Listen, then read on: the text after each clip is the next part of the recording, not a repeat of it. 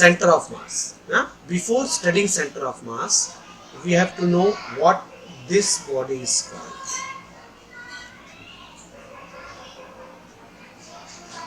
A rigid body. ठीक है. For example, ये देखो. Are you seeing this? This is an object, है ना? ये ऑब्जेक्ट सॉलिड है कि लिक्विड है कि गैस है? बोलो. सॉलिड है. ठीक है. जरा ध्यान से देखना.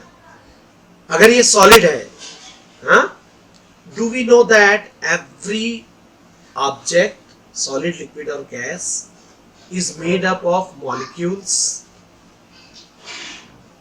अच्छे से जवाब देना. जब मैं कुछ सिखा रहा हूं, your response is must. ठीक है. इसका मतलब इस ऑब्जेक्ट में भी मॉलिक्यूल होगा. कितने मॉलिक्यूल्स होंगे बताओ?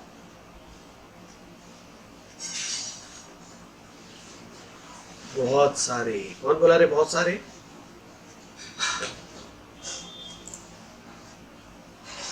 हैं? जोर से बोलो. दिशा. अच्छा, बहुत सारे मतलब you can say large number of molecules are there. molecules हमको दिख रहा है क्या? उसका combined effect दिख रहा है. molecules. अच्छा, molecules दूर दूर है कि पास पास है? बोलो. In solids, molecules are very close to each other. Even we can say distance between two molecules in a solid is of the order of angstrom. Angstrom means कितना मीटर हुआ?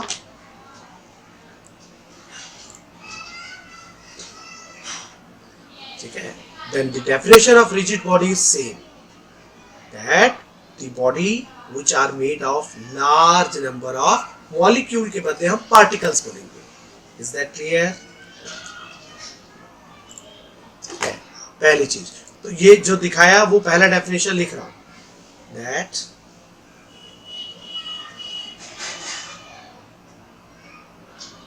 the body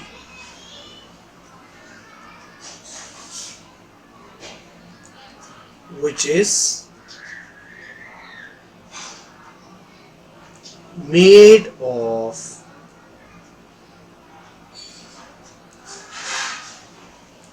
large number of particles. Is that clear? ठीक है. अब भले ही हमको molecule इसमें दिखाई नहीं दे रहा है, बट वी कैन ऑब्जर्व. सी, अभी ये बॉडी ध्यान से देखना और क्या हो रहा है ये बताना. क्या दिख रहा है आपको? मूव कर रही है. ठीक है. अभी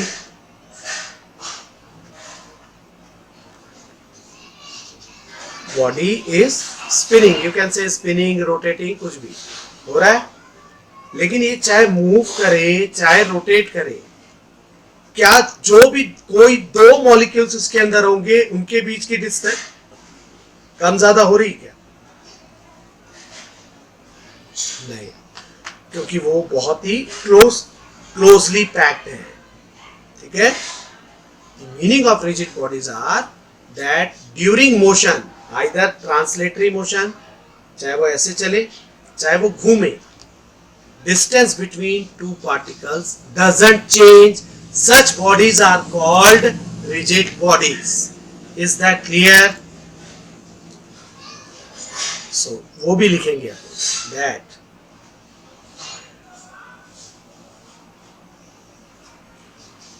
a body is called rigid body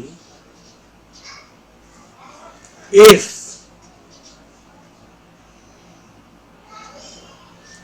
during motion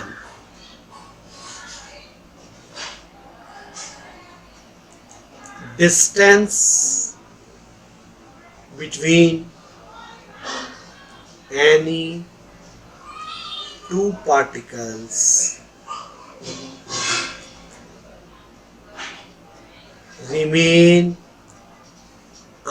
changed. Is that clear? Yeah. तो बोलो, क्या एक लिक्विड रिजिड बॉडी हो सकता है क्या? क्यों नहीं हो सकता? क्यों नहीं हो सकता? फटाफट बोलो, response as fast as possible.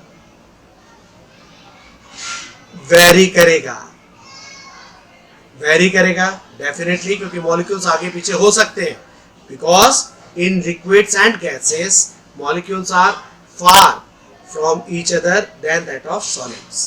Clear? इसका मतलब रिजिड बॉडी सिर्फ कौन सा स्टेट होगा? सॉलिड. इसका मतलब इस चैप्टर में हमको सिर्फ सॉलिड के बारे में ही पढ़ना है. Is that clear? ठीक है. अब फिर जरा ध्यान से इसको देखो, ये बिल्कुल बेसिक है.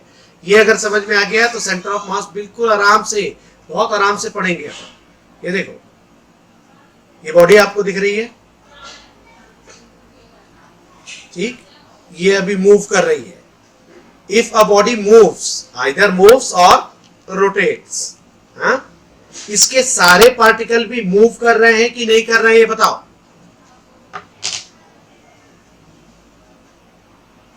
अगर सारे पार्टिकल्स मूव कर रहे हैं, इसका मतलब सारे पार्टिकल्स में मोशन होगा. अगर बॉडी में मोशन है तो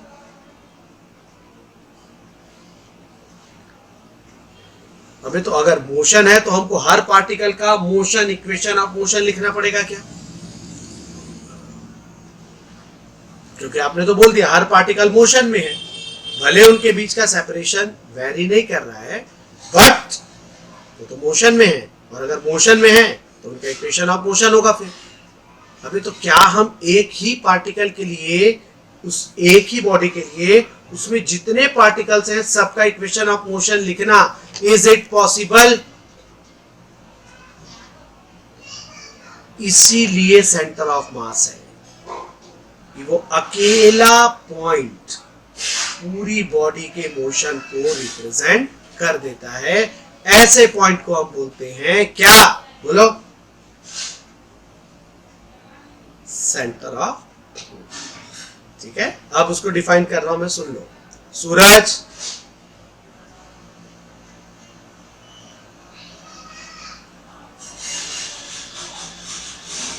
अरे डूब गया है सूरज. याद रखना,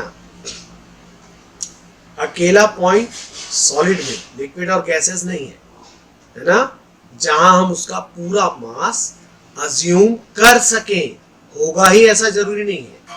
the point in a body where whole mass of the body is suppose to be concentrated and the motion of alone that particle or alone that point represents motion of the whole body. Such point is called center of mass. Is that clear? ठीक है. So I am writing the definition of center of mass, that the point where whole mass of a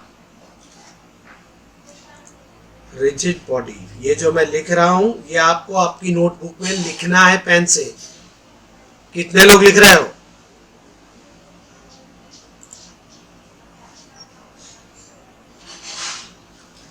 A point, the point where whole mass of a rigid body is supposed to be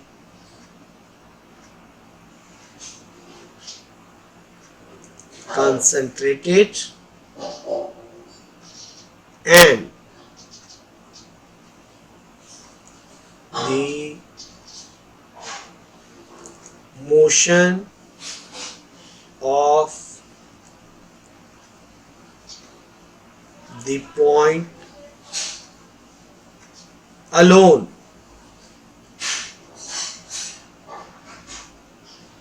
represents motion of whole body is called center of mass. Is that clear? Okay. अब देखो, generally in this world when we make bodies they are symmetrical. The meaning is, आप कोई सी भी body आप देख लो, जो भी body बनेगी वो सिमेट्रिकल होगी, क्योंकि ये सिमेट्रिकल बॉडी टेढ़ी मेढ़ी हमको अच्छी लगती है क्या? आप सिंपली सोचो, आपने अभी कोई वो नालायक ऑनलाइन वाले लोग फेस्टिवल ऑफर चलाते हैं, हाँ? आपने मान लो फॉर एग्जांपल मोबाइल मंगवाया, just observe, this is my mobile, इसका शेप सिमेट्रिकल है कि एसिमेट्रिकल है?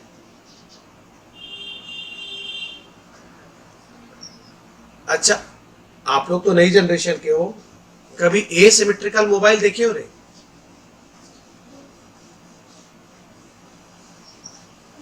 नहीं, होता ही नहीं. This is the tendency that we generally make regular bodies.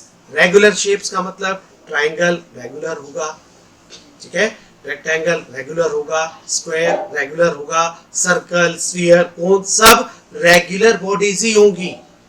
Is that clear?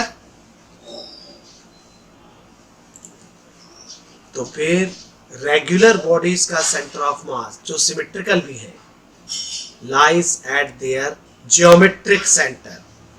ये लिख दे रहा हूं, आगे काम आएगा. Center of mass of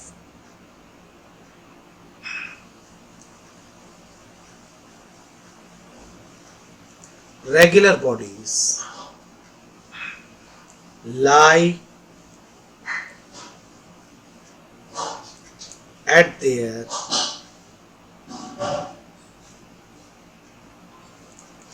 geometric center. ठीक है, अब देखो जरा, ये दो ऑब्जेक्ट आपको दिखा रहा हूं. Are you seeing these two objects?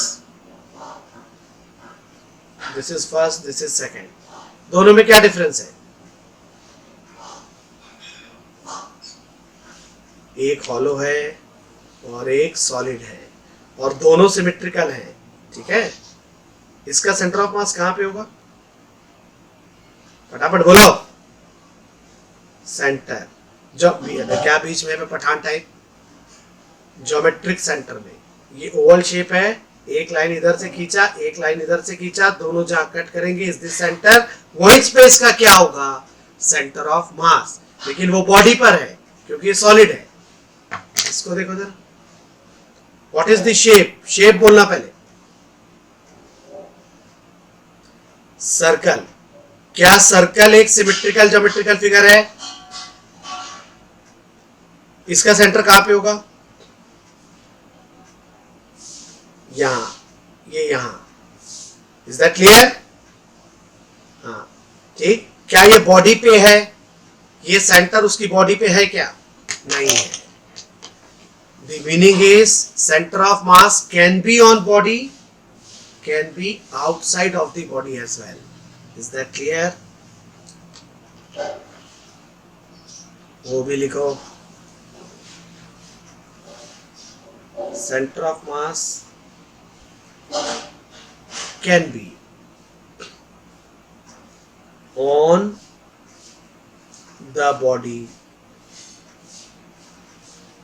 or